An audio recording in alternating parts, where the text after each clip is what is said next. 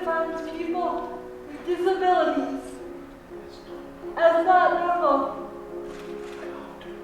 I often wonder what the definition of normal is. I can confidently say that with the right adaptations, those of us who fall into the category of not normal can do anything and everything we desire. Our physical and intellectual limitations should not have any effect on how we are perceived. Society's perceptions of disability are often based on three specific things: physical appearance, intellectual ability, and physical capabilities. No one will ever be able to address or change these false perceptions, with the exception of we, who continue to create and spread the ideas. To those of you who do not take the time to understand, I offer a suggestion to eliminate these stereotypes. First of all, educate yourself before making any assumptions. Ask questions. Listen more. Talk less. To look beyond medical diagnoses is to realize there is a living, breathing, feeling human being who has valuable contributions to make to society. We are not interested in your pity or sympathy. We are comfortable in our skin.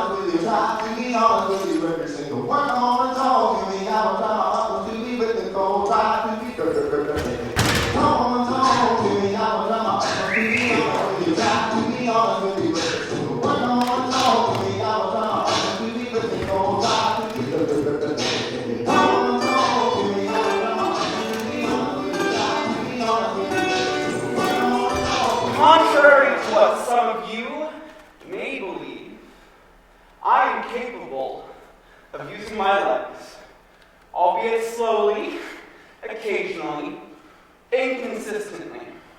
In fact, there's a whole bunch of things I can do that you probably don't think I can. And yet I'm special, if only because my mommy tells me so. And before you think it's a miracle that I stood up out of my chair, let me fill you in on a few things. After all, my life is like yours, just with more logistics. I mean, first things being first, I can sit in this hunk of titanium.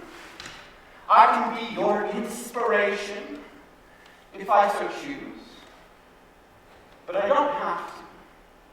It's nothing but an overpriced piece of metal that's worth twice as much as your first and second cars put together. For example, how much was your first car? $13,000. Oh, high roller. Anybody else? 1,200. Okay. Well, add those together and minus about $6,000. Still expensive, though. You see, I can function in the land of the normal. Hi, normal people. How are you? There's a lot of normal people.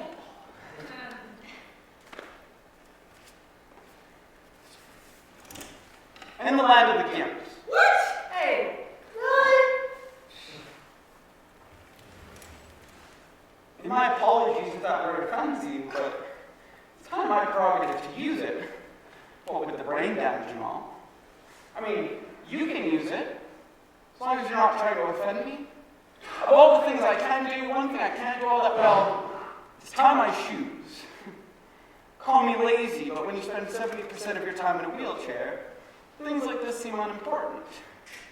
My personal record is not only no shoes and no socks, but a white Under Armour and shorts. I think my French professor was freaked out by how fucked up my toes looked, but whatever. He got a laugh. You see, if I wanted to, I could take this chair apart. It's nothing but an overly expensive vehicle without a motor anyway. Some people treat it like their legs. I happen to treat it like a Cadillac. Though I've bagged her, and did you know I could get charged with disorderly conduct for riding this thing? Like the time I went through the McDonald's drive-thru, really drunk. Don't tell my mother. I felt bad for the girl behind the counter. I think she thought she'd get sued for discrimination if she didn't serve. I'd have gone down in human rights history. It's the only idiot ever to be served a big old greasy burger just because every time a loud noise goes off. I jump. And not in any useful way. More like a fainting goat sort of thing. Along the same lines, on one side of my car said, teacher, if, in a hypothetical situation where I got pulled over for a DUI, maybe coming out of a McDonald's drive-thru, if I'd have to walk straight to prove my sobriety. He was embarrassed, but he didn't know the answer. So yeah, if I wanted to, I could give two of you a wheel. Sorry for those that would be left out. I hope you don't think that's being discriminatory.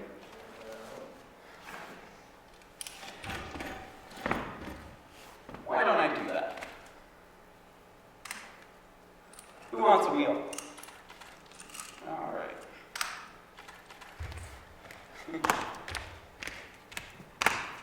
And you get a wheel?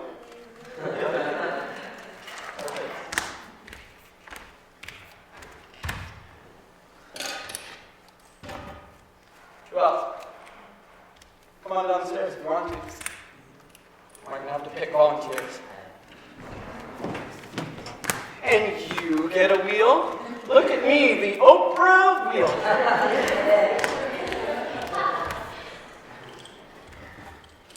And you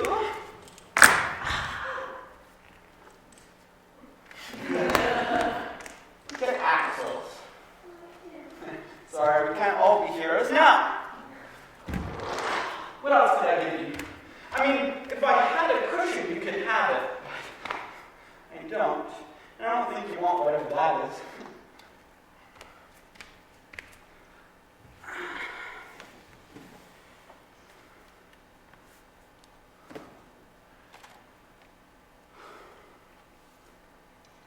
Some would say this is me giving you part of myself. Here. Take the things that make it possible for me to move, to live. The wheels could be considered my legs, the axles, my hips. I'm not quite sure what this thing would be in this anatomy lesson, but I guess no analogy's perfect. Now, one of my many talents is walking faster than most octogenarians. Which reminds me of a doctor's appointment I had once. I walked into the physiatrist's office and he said, "Mr. Lepke, I have good news and I have bad news." And me, wanting to defeat my pessimistic tendencies, asked for the good news first. And he said, "Mr. Lepke, you have the back muscles of an 85-year-old woman." Excuse me. Yeah, excuse me, Doc. What kind of shitty good news is that? That's like the debilitating back pain before the 50-odd years of working or the pension. The bad news? That I had spinal compressions, which are about as lovely as you'd expect. Like little bastards strangling your vertebrae.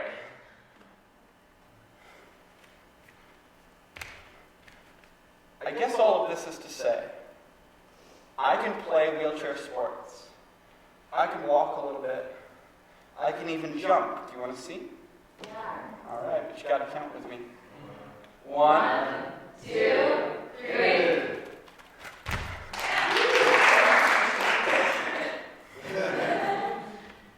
I can walk faster than most newborn babies.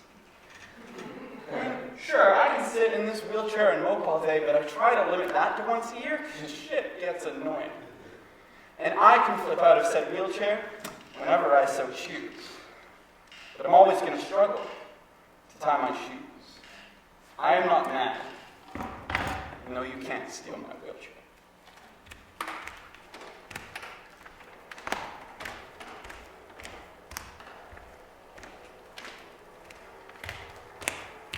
No, no, I will not, having breath, to cry. Oh, fair affliction, peace! Oh, that my tongue were in thy thunder's mouth. Then, with a passion, would I shake the world, and rouse from sleep that fell anatomy, which cannot hear a lady's feeble voice, which scorns a modern invocation. Lady, you utter madness! Thou art not holy to belie me so. I am not mad. This hair I tear is mine. My name is Constance. I was Geoffrey's wife. Young Arthur is my son, and he is lost. I am not mad. I would have my work, for then 'tis like I should forget myself. Oh, if I could, what grief would I forget? Preach some philosophy to make me mad, and thou shalt be canonized cardinal for being not mad, but sensible of grief. My reasonable part produces reason, how I may be delivered of these woes, and teaches me to kill or hang myself. If I were mad, I would forget my son, or madly think a babe of clouts were he. I am not mad. Too well. Too well, I feel the different plague of each calamity.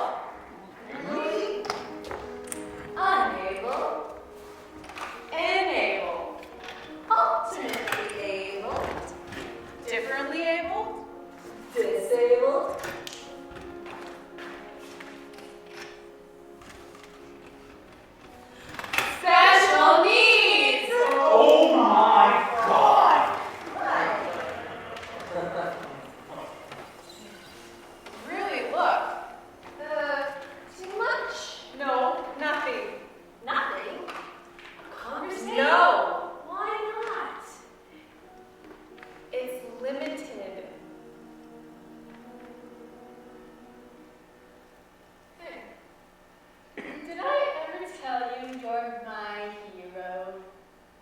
No.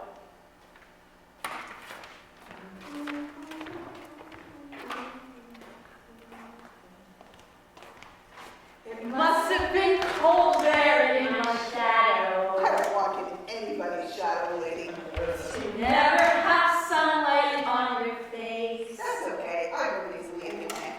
You were content to let me shine. Did I seem content to you? That's your I way. was just trying to be nice. You always walked a step behind. Because I move slower. So I was the one with all the glory. Oh, really? While you were the one with all the strength. I was? A beautiful face without a name for so long. Thanks for the compliment. But I have a name. It's Nicole. Not Gimp. Not purple. And not special.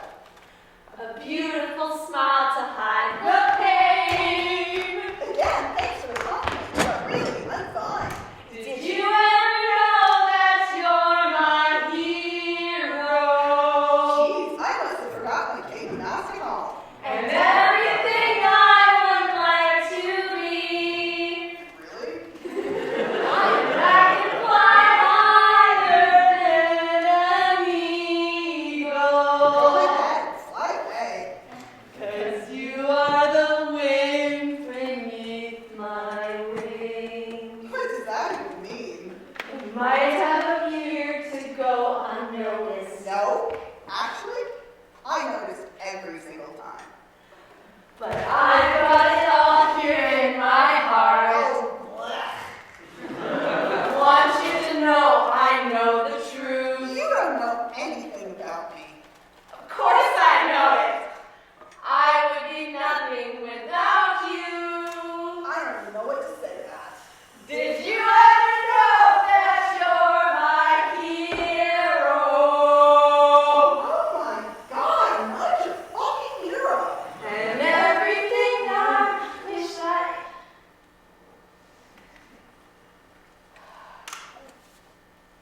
It really pisses me off when complete strangers come up to me in places, usually like the mall, and say things like, Good for you for getting around. what, like it's some miracle I got out of my parents' house? Yeah. I'm embarrassed, for God's sakes. Ooh. Pretty. Thanks.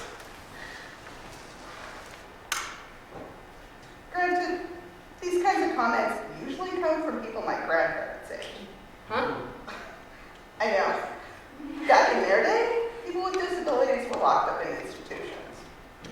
But a lot of things have changed since then. Our disabilities aren't something that have to be overcome every day.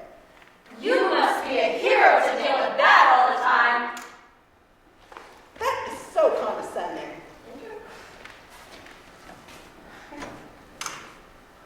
Our disabilities are a part of our lives. Would we change it if we could? Some of us might.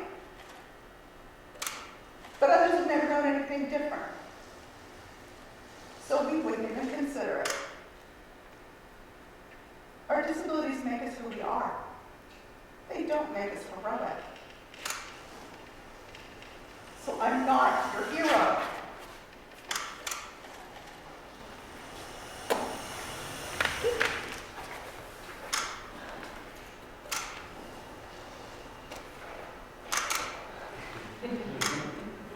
I'm just a person.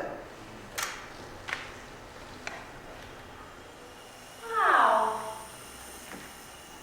She is so smart. Unbelievable.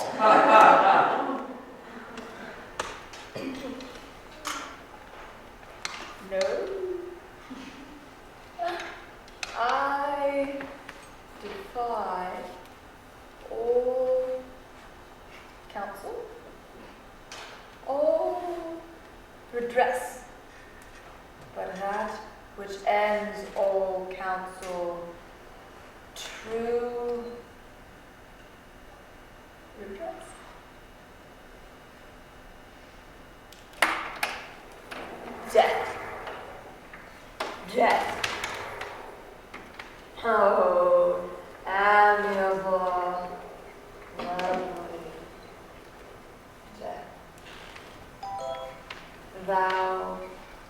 pestiferous stench, sound, rottenness. Arise forth from the couch of lasting night. Thou hate and terror to prosperity. And I will kiss thy detestable bones, and put my eyeballs in thy vaulty brow, and ring these fingers with thy household worms, and stop this gap of breath with fulsome dust, and be a carrion monster like thyself. Come in on me, Long, and I will steady make thou road, slyest, oh travel, and bust be thee gone. as thou wilt. I'm searching for some peace of mine. Misery's love, That you know I'm only left behind. come to me. Oh, trouble, don't trouble this time. And baby, don't look back. Odds don't stack. I'm fine. They just crumble down around you. And you gotta go away if you wanna come back. I won't crack. I can't make a sound I'm fine. without you. And even if it sounds crazy, darling, I won't let you go. If you're silent about your pain, it'll kill you. And say you enjoy it. Zora Neale Hurston. As disabled people, we are expected to want to die. When you are a girl's suicide hotline, you cannot risk letting your own mortality role play as the operator.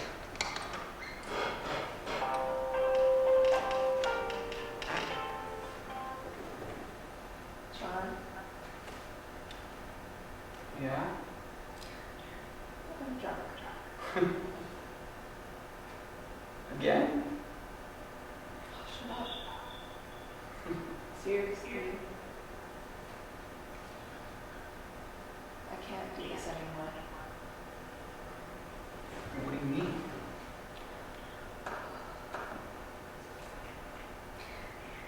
I mean, I think I'm going to kill myself tonight. What? Goodbye, John.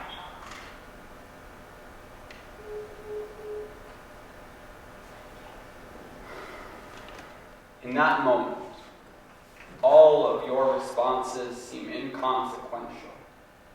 There are never enough I love yous. The world has never seen anything like you. It rings as hollow as it ever possibly could. And you think of belting out those cheesy lyrics to that Ed Sheeran tune, because you're both disabled, and those legs really don't work like they used to before. Just in case your singing might cheer her up just enough to make her put her own murder weapon down. You time out her responses, becoming the pimple-faced ninth grader from high school track practices, sweating out the tents as they trickle by, wishing that you were not 2 provinces away and that calling campus security could be anything other than your next option.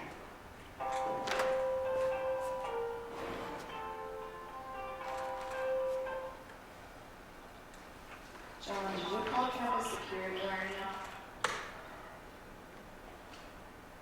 They were just at my door. What else was I supposed to do?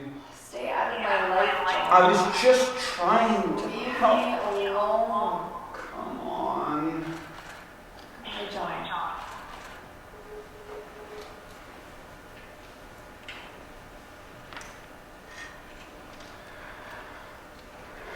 As the years pass, your phone becomes used to pulling all-nighters at full volume, and the uneasiness with which you sleep reminds you that you are resting on a surface fashioned entirely from the memories of those you may never be able to save from that cliff that they so wish to dive from.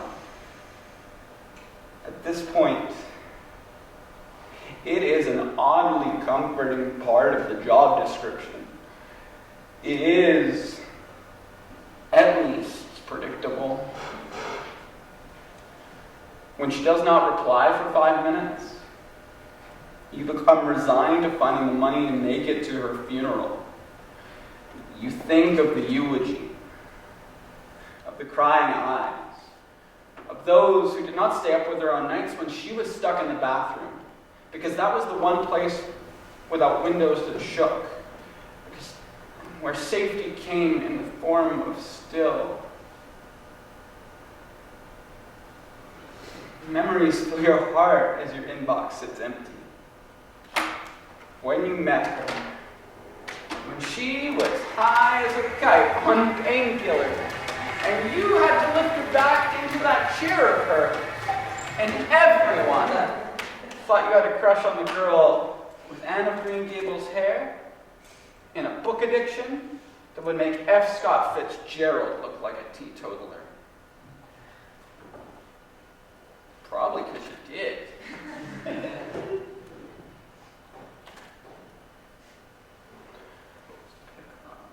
Please pick up. Please.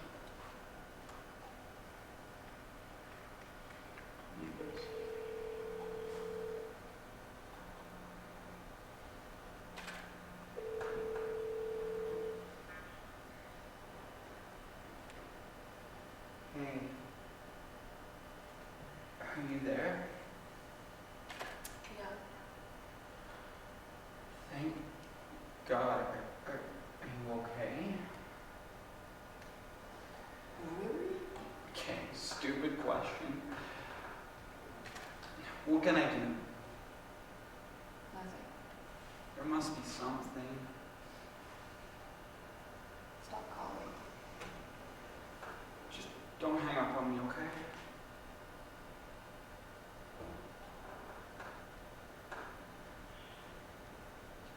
Bye, John.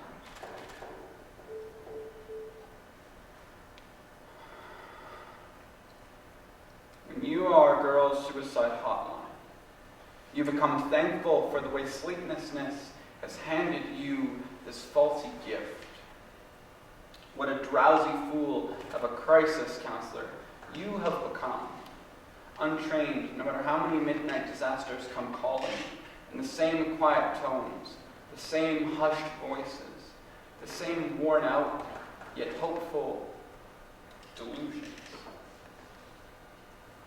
The next morning, coffee strong enough to stand a spoon in, placed in left hand.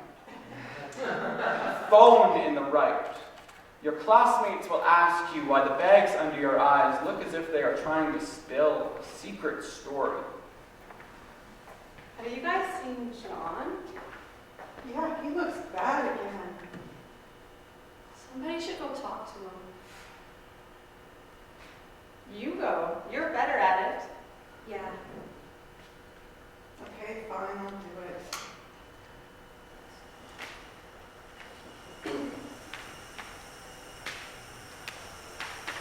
Whoa, you look like shit! Gee, thanks. What happened? You know what?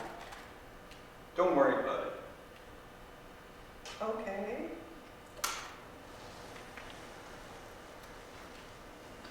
What did he say? He said not to worry about it. Again? Again.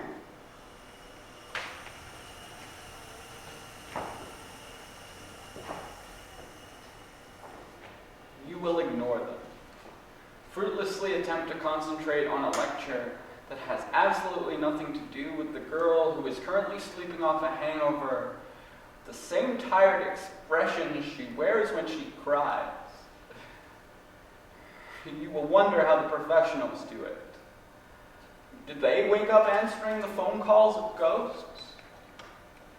clearing out the graveyard of their contact list become a yearly ritual too? As you wait for your next shift at the unspoken hotline, too many people note the number of. And even if it sounds crazy, darling, I won't let you go. And even if it won't stop raining, darling, I won't let you go. And even if the world's burning, darling, I won't let you go. And even if it sounds crazy, darling, I won't let you go. Grief fills the room of my absent child. Lies in his bed, walks up and down his knee, repeats his words, puts on his pretty looks, remembers me of all his gracious courts, stuffs out his vacant garments with his form. Then have I reason to be fond of grief? Fare you well, had you such a loss as I could give better comfort than you do. I will not keep this form upon my head when there is such disorder in my wit. Oh Lord, my boy, my Arthur, my fair son, my life, my joy, my food, my all the world, my widow's comfort, and my sorrow's cure.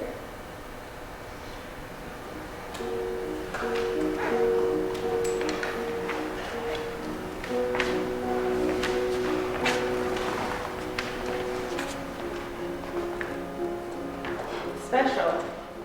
Really special. Extra special. Alternately, you're wondering. Stop wondering. It's easier. It's different. Awkward. Too awkward. Disabled. Handicapped. Special needs. Gimp. Cripple. Right.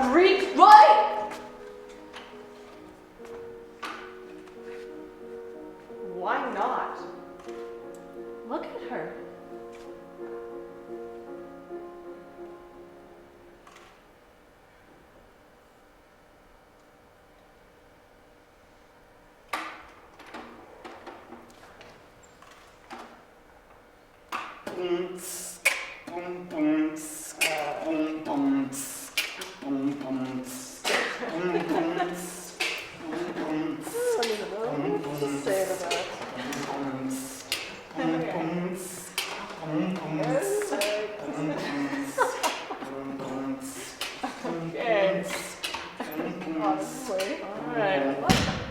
I've heard them say, She cannot dance.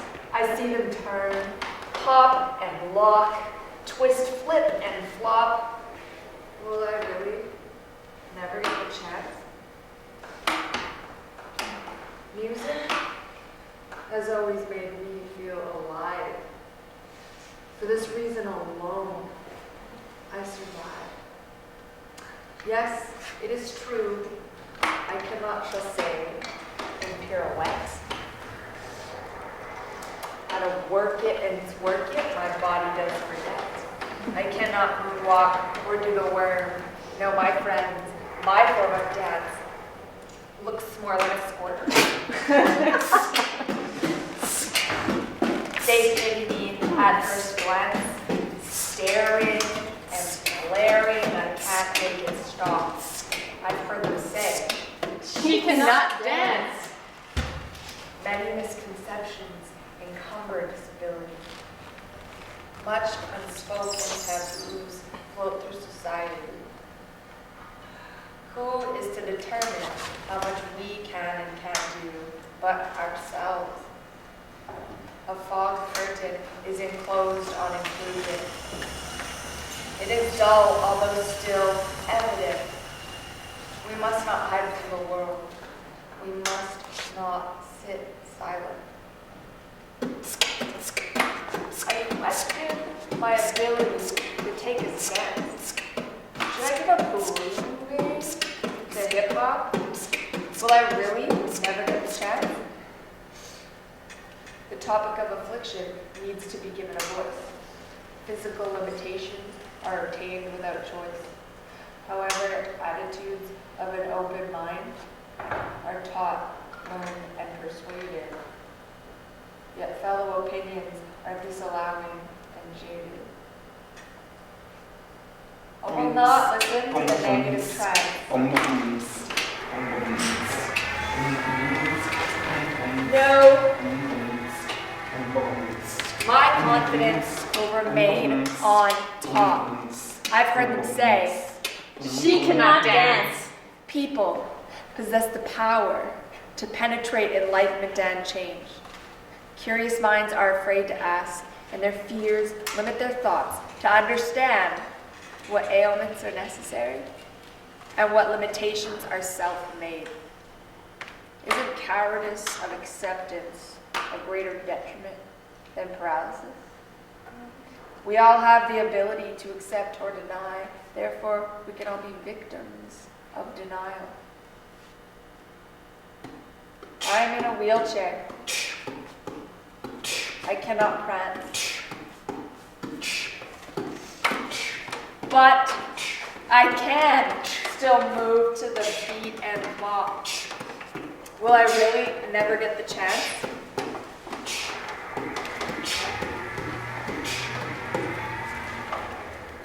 A lack of awareness impedes civilization and leaves behind a cloud of ignorance.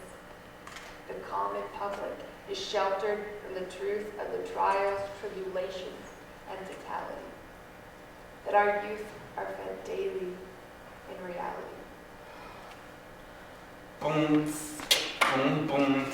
This will not throw my pride off balance. I will feel the music until I drop. I've heard them say, she cannot.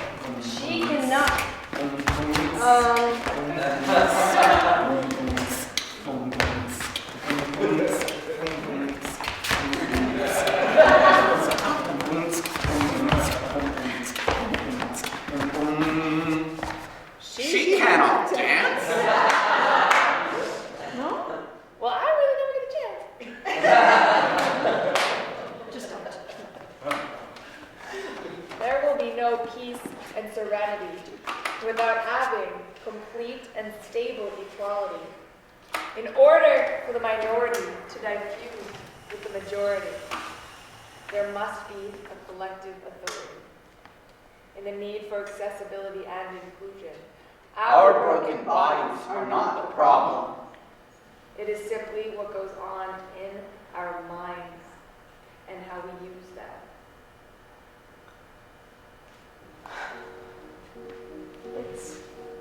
It's nice. It's normal. Possibly. A forced hello. Hi. Hi. Hi. Nothing too much. Okay. Hi. I can fix you. Too much. I just want to fix everything.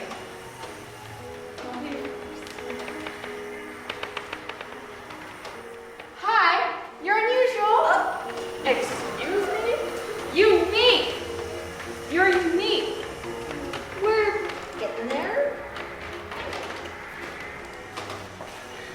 help. What do you think? Hi. Hi. You care? Uh-huh. You'll help? Thank you. We don't need it. If you say so. We don't need it? We don't need it? I'm flawed! Thanks. We're flawed. You just can't see ours.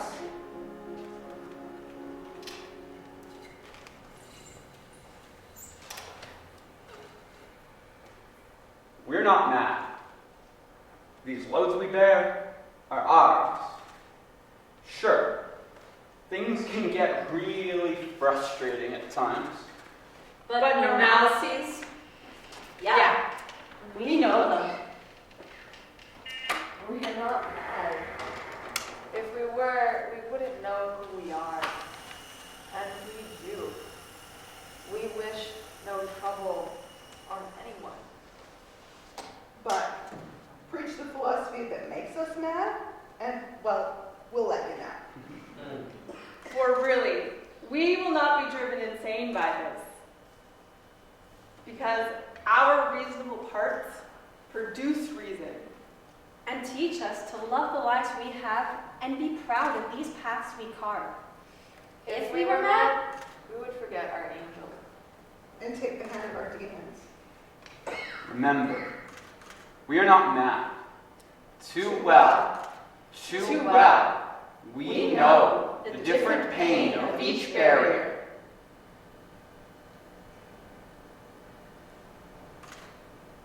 It's nothing. It's all the same. Start a conversation. Hi. Hi.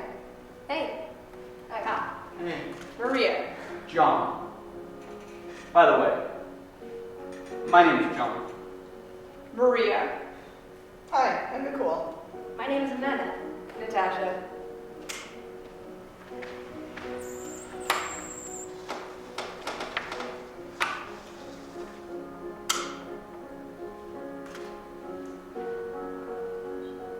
Hi, Kelsey.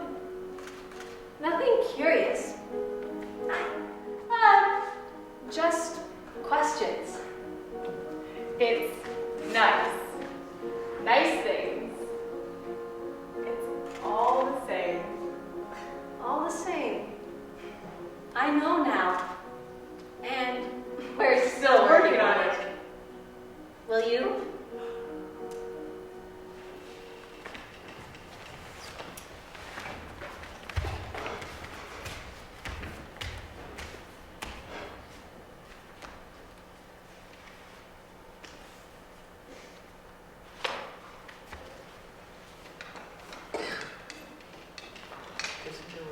Disability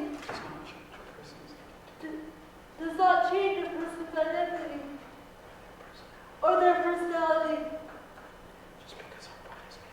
Just because our bodies may look different and do not flex or bend the way you think they should does not make us different from those of able body. Unfortunately, disability is not a personal choice. Adult ADHD. Rather, it is a curveball in life. Autism spectrum. It doesn't mean that your life is over. It simply means that the life journey ahead is truly unique. And in spite of all unexpected challenges, we continue to live and thrive every day to prove people wrong. Even if I cannot walk, run, or jump, I still have a brain that allows me to think and speak for myself. Society, we ask. Please allow us to embrace the human rights we all share. As much as you might think, the word disabled means that I am unable to understand or speak up against uninclusiveness. You are wrong. Just because I use a wheelchair to get around does let me not lose the ability to express my feelings or opinions. Wheelchairs are not meant to scare people. They're to empower those that need them. Somebody's source of mobility does not affect the use of their brain. Please, don't get caught up in society's perception of disability, and in doing so, Limit us. My take-home message for you, for all of us, talk less, listen more, and ask questions.